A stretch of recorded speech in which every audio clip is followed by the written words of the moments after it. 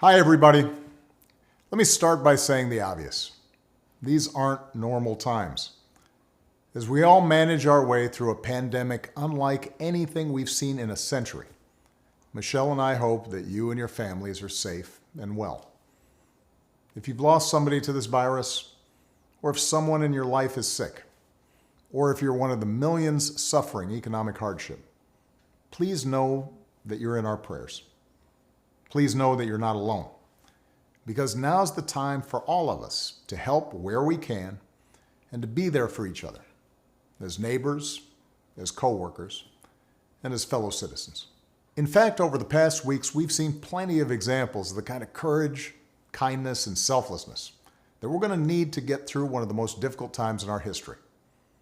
Michelle and I have been amazed at the incredible bravery of our medical professionals who are putting their lives on the line to save others, the public servants and health officials battling this disease, the workers taking risks every day to keep our economy running, and everyone who's making their own sacrifice at home with their families, all for the greater good. But if there's one thing we've learned as a country from moments of great crisis, it's that the spirit of looking out for one another can't be restricted to our homes or our workplaces or our neighborhoods or our houses of worship. It also has to be reflected in our national government. The kind of leadership that's guided by knowledge and experience, honesty and humility, empathy and grace. That kind of leadership doesn't just belong in our state capitals and mayor's offices. It belongs in the White House. And that's why I'm so proud to endorse Joe Biden for President of the United States. Choosing Joe to be my vice president was one of the best decisions I ever made, and he became a close friend. And I believe Joe has all the qualities we need in a president right now. He's someone whose own life has taught him how to persevere, how to bounce back when you've been knocked down. When Joe talks with parents who've lost their jobs, we hear the son of a man who once knew the pain of having to tell his children that he'd lost his. When Joe talks about opportunity for our kids, we hear the young father who took the train home each night so he could tuck his children into bed. And we hear the influence of Jill, a lifelong teacher. When Joe talks to families who've lost a hero, we hear another parent of an American veteran, a kindred spirit, somebody whose faith has endured the hardest loss there is. That's Joe.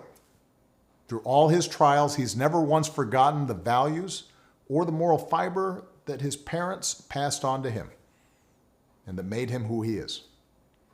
That's what steels his faith in God, in America, and in all of us. That steel made him an incredible partner when I needed one the most. Joe was there as we rebuilt from the Great Recession and rescued the American auto industry. He was the one asking what every policy would do for the middle class, and everyone's striving to get into the middle class. That's why I asked him to implement the Recovery Act, which saved millions of jobs and got people back on their feet. Because Joe gets stuff done. Joe helped me manage H1N1 and prevent the Ebola epidemic from becoming the type of pandemic we're seeing now. He helped me restore America's standing and leadership in the world on the other threats of our time, like nuclear proliferation and climate change. Joe has the character and the experience to guide us through one of our darkest times and heal us through a long recovery. And I know he'll surround himself with good people, experts, scientists, military officials who actually know how to run the government and care about doing a good job running the government and know how to work with our allies and who will always put the American people's interests above their own. Now, Joe will be a better candidate for having run the gauntlet of primaries and caucuses alongside one of the most impressive Democratic fields ever. Each of our candidates were talented and decent, with a track record of accomplishment, smart ideas, and serious visions for the future. And that's certainly true of the candidate who made it farther than any other, Bernie Sanders. Bernie's an American original, a man who has devoted his life to giving voice to working people's hopes, dreams, and frustrations. He and I haven't always agreed on everything, but we've always shared a conviction that we have to make America a fairer, more just, more equitable society. We both know that nothing is more powerful than millions of voices calling for change. And the ideas he's championed, the energy and enthusiasm he inspired, especially in young people, will be critical in moving America in a direction of progress and hope. Because for the second time in 12 years, we'll have the incredible task of rebuilding our economy. And to meet the moment, the Democratic Party will have to be bold. You know, I could not be prouder of the incredible progress that we made together during my presidency. But if I were running today, I wouldn't run the same race or have the same platform as I did in 2008. The world is different. There's too much unfinished business for us to just look backwards. We have to look to the future.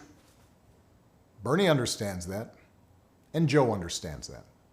It's one of the reasons that Joe already has what is the most progressive platform of any major party nominee in history. Because even before the pandemic turned the world upside down, it was already clear that we needed real structural change.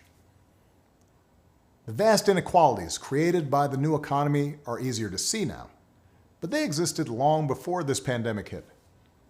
Health professionals, teachers, delivery drivers, grocery clerks, cleaners, the people who truly make our economy run, they've always been essential. And for years, too many of the people who do the essential work of this country have been underpaid, financially stressed, and given too little support. And that applies to the next generation of Americans. Young people graduating into unprecedented unemployment. They're going to need economic policies that give them faith in the future and give them relief from crushing student loan debt.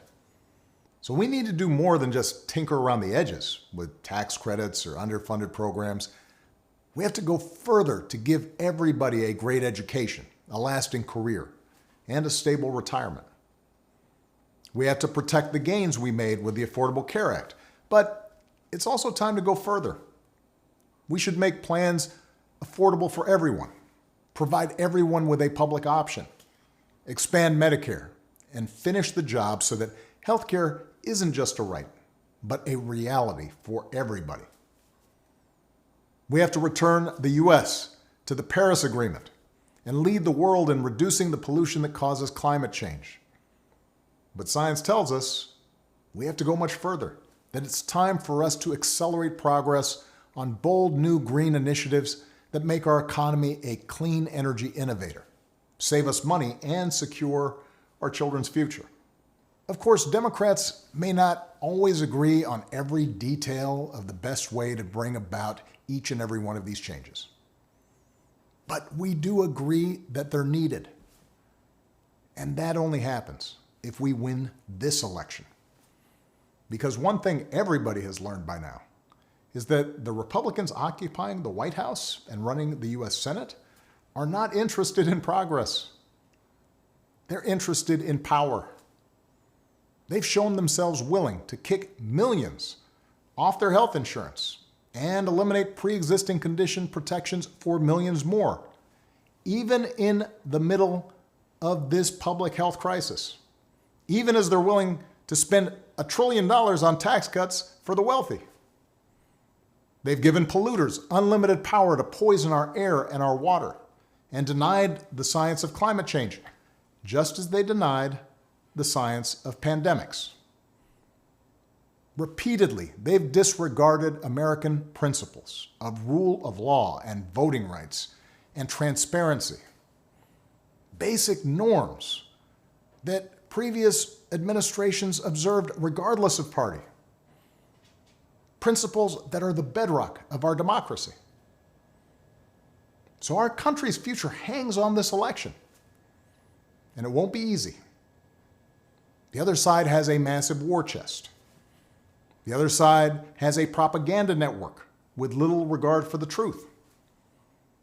On the other hand, pandemics have a way of cutting through a lot of noise and spin to remind us of what is real and what is important.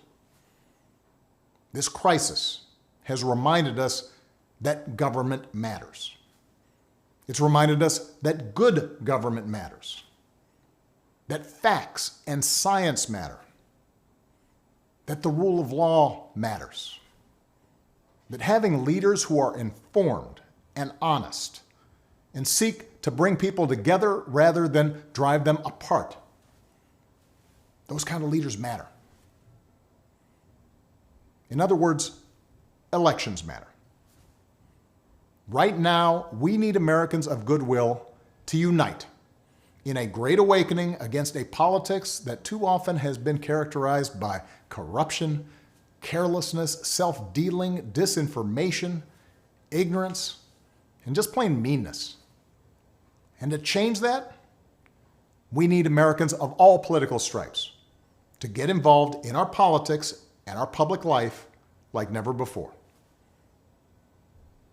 For those of us who believe in building a more just, more generous, more democratic America, where everybody has a fair shot at opportunity, for those of us who believe in a government that cares about the many and not just the few, for those of us who love this country and are willing to do our part to make sure it lives up to its highest ideals, now's the time to fight for what we believe in. So join us. Join Joe. Go to JoeBiden.com right now. Make a plan for how you are going to get involved.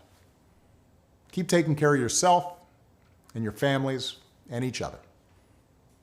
Keep believing in the possibilities of a better world, and I will see you on the campaign trail as soon as I can.